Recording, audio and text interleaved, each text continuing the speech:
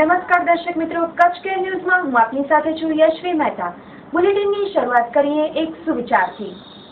જિંદગી કશું નહીં પણ ઈશ્વરે બક્ષેલી યાત્રા છે। ક્યારેક સુખ તો ક્યારેક દુઃખ ભરેલી જાત્રા છે। મરાય એટલું માણી લેજો મિત્રો, કેમ કે જિંદગી એ જન્મ મરણ વચ્ચેની નાની વાર્તા છે। તો હવે એક નજર આજના ન્યૂઝ અપડેટ્સ પર। ભુજમાં મંદિરે ચામર વિધિનું આયોજન કરાયું। આર્મી ભરતીમાં 40,000થી વધારે યુવાનો ઉમટ્યા। કેરા ગૌરક્ષણ સંસ્થામાં 17 જેટલી ગાયો અપાઈ। કુરબઈમાં મહિલાને માર મરાતા સારવાર અર્થે। કબડ્ડી કોમ્પિટિશનમાં ઘાયલ યુવતીઓ સારવાર અર્થે।